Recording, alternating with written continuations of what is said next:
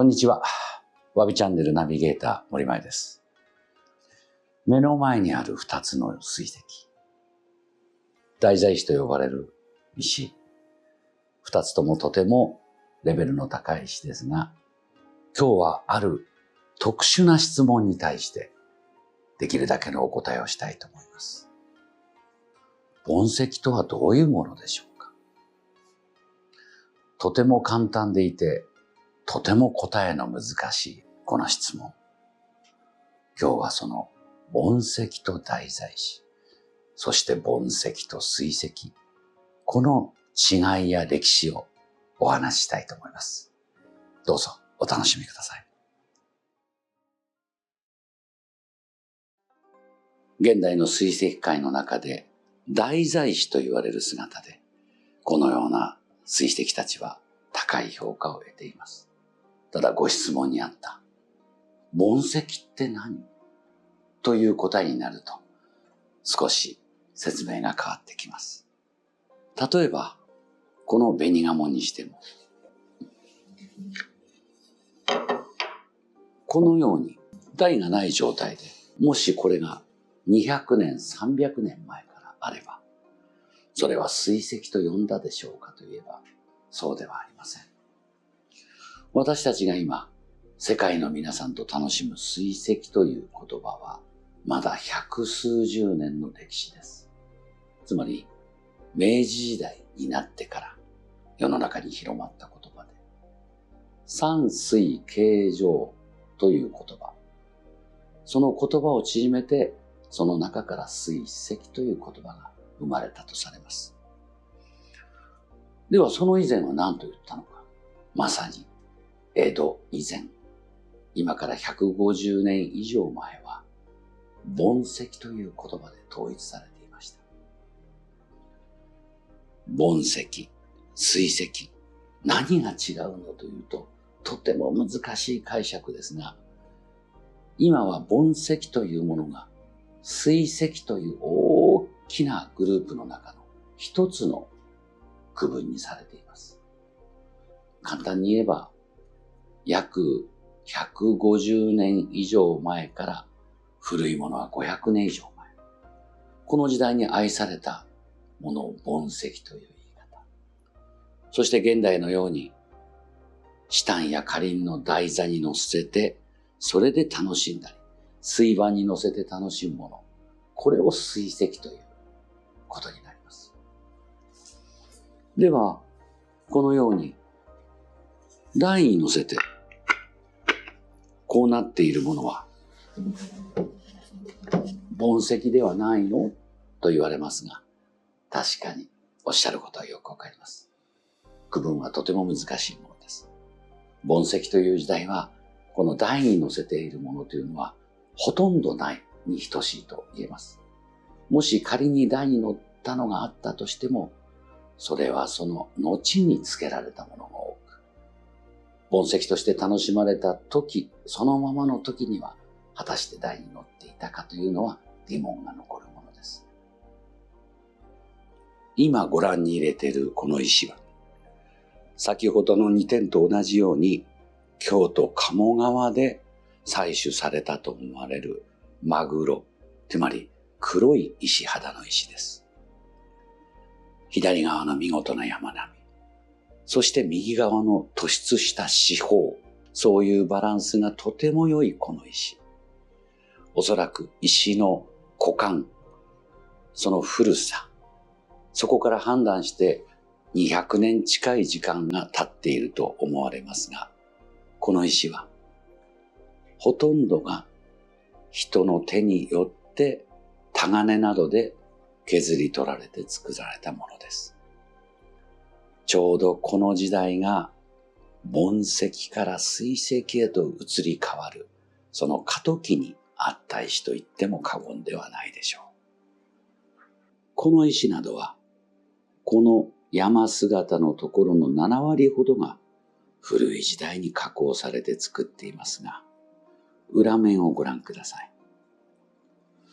平らな面になっているように見えますが、そげと言ってほとんど人の手が加えられていません。もちろん微妙にはありますが、それは昔石工や職人たちがもっと硬い石畳などの上で手でする、つまり手刷りによって平らに置けるようにしたわけです。この平らに置く理由というのがありました。このような石を当時どう飾ったかというものの一つの例をご覧に入れましょう。手刷りをしておく。これはなぜかといえば、部屋に飾った時に座りが良くするためですね。当時は水盤はほとんど使いません。このような小切れと言われる古い良き切れを用いて使いました。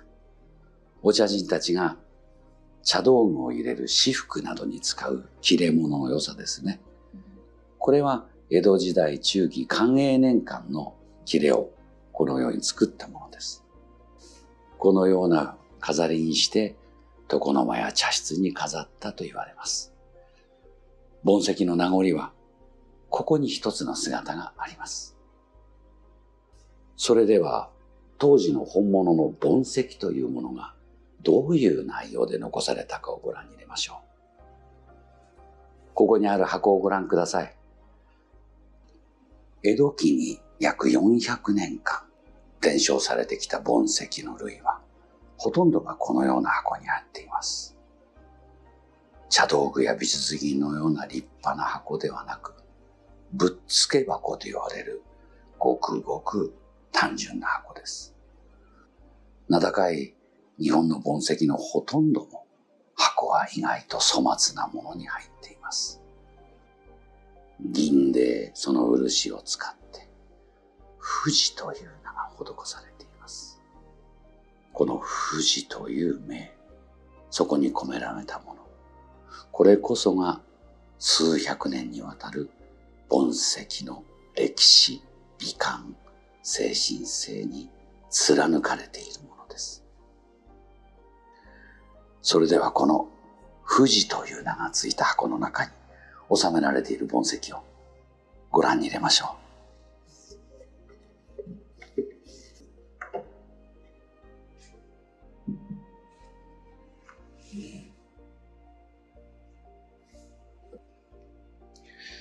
未公開だった約300年の時を経ている盆石が初めてこのわびチャンネルで公開されました。富士と名付けられたこの箱、中に収められていたのはとても古い盆石です。山の姿、そして前の山、まさにこの箱にあるような富士を連想できるような姿がこの裾野の広がりにも感じられます。中に収められているこの小切れ、すでにもう相当擦れて古くなっていますが、この箱の内側に書かれている嘉永5年、これは1850年代前半になります。つまり今から170から80年前、江戸も後期となったところ、その頃にこの箱はこの石に収められたのかもしれません。ただし石の古さはそれを優に超える300年以上というものが感じられます。先ほどご紹介した手刷りの石と同じように、この石も底面は手刷りによって敷布の上にきちんと収まるように作られています。裾や山の姿、前山、数百年前に人の手によって作られたものが長い時をかけて天然の雰囲気を超えるだけの古感と美観を有するになったのでしょう。これこそが江戸期、そしてその前、500年にわたる盆石の歴史をそのままに伝えている石と言えます。ここで盆石というものの長い歴史、そしてそこに残されたものをいくつかご紹介しましょう。古くは日本に残された盆石の中では、末の松山というとても名高い石があります。これは信長や石山本願寺との歴史的な逸話を持つ石として長く京都に愛蔵されています。この石は唐石、つまり大陸から当時渡来したものと言われます。書画や焼き物、美術品などとともにその盆石は珍重されて日本にもたらされたと言われます。そこから長い時が経て江戸期に近くなった頃、盆石はその姿を少しずつ変えて日本的なものへと変化していきます。鴨川の石などが盆石として存在し始めたのはこの頃、つまり1500年代後半から1600年代と言われます。その時代に大きく盆石の足跡を残すことになった人物は大名であり、茶人でもあり、作庭家でもある小堀正和、つまり小堀遠州公がいます。現在でも重ね山、宇津の山など数々の名石と謳われる盆石が水石界に保存されています。どちらかといえば末の松山や今日ご紹介する藤形盆石よりもやや小さく、茶室の駒などに飾って主人と石が対峙して心の中を対話するような石たち。これが江戸期の中心といえる盆石でした。そこから江戸中期以後になって政治経済が安定し、武家社会が確立される中、大名たちが楽しむ同じ盆石でも格調の高いものが生まれてきました。ご紹介するこの藤形などがその代表的な姿です。なぜ藤形？なぜこのような山？当時の人は富士というものの写真はありません。また京の都人、江戸に住む人間たちもある程度の社会層になれば富士を自らの目で見るということはありません。仰ぎ見る霊峰、日本の象徴とするその気高き山、その気高さを自分の家の中に飾る。それが一つの盆石のシンボライズされた姿だったのかもしれません。大名たちと並ぶように江戸期には公家文化としての盆石が長く息づきました。特に天皇家に一番近いと言われる御石家、この中の筆頭たる近衛家は大変長く盆石を愛し、近衛家広公、そして幕末に至る忠広公、現代に続く盆石の規範となる石が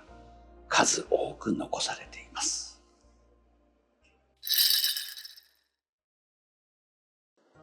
盆石の歴史の中、もちろん先ほど申し上げた古裂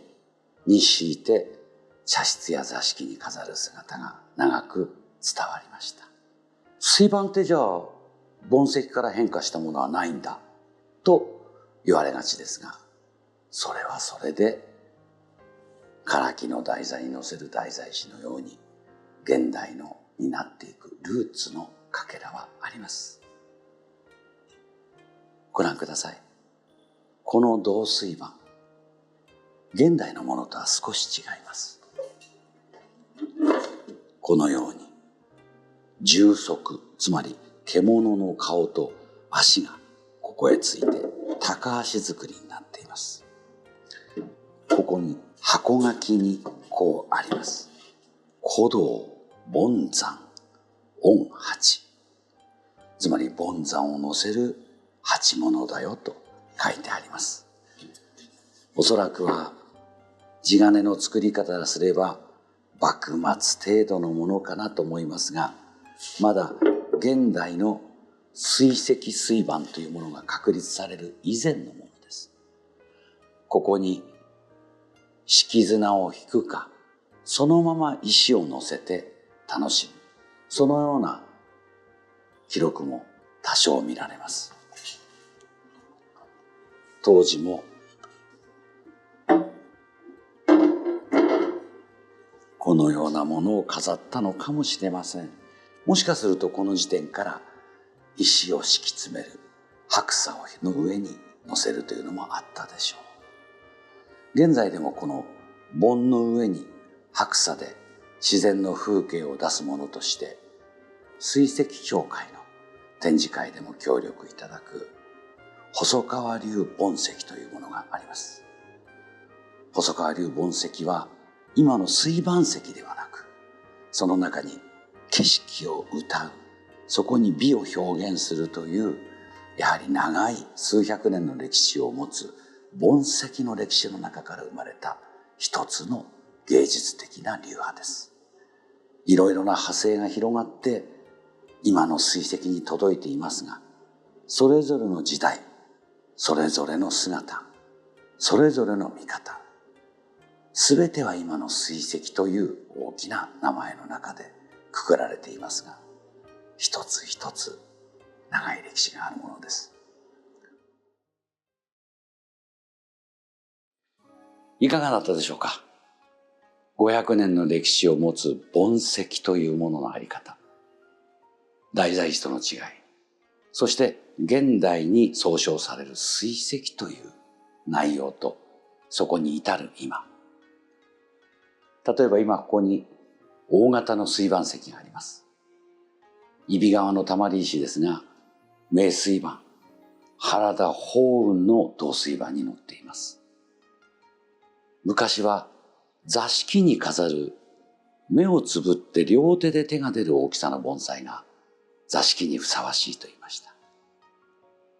盆石も同じで、両手に乗る石、これを一つとしましたが、時代背景で全てが変わっていきます。現代に生きる名水盤、名石、そしてそれを形作った500年にわたる盆石の歴史。こうして比較すると、その幅の広さはどんどん広がっていることがわかります。わびチャンネルはこういうちょっとコアな内容、盆栽の手入れ、水石の飾り方、皆さんに少しでも伝えられればと、多くのアーカイブを用意してあります。ぜひチャンネル登録をしてお楽しみくださるとありがたいです。本日もご視聴ありがとうございました。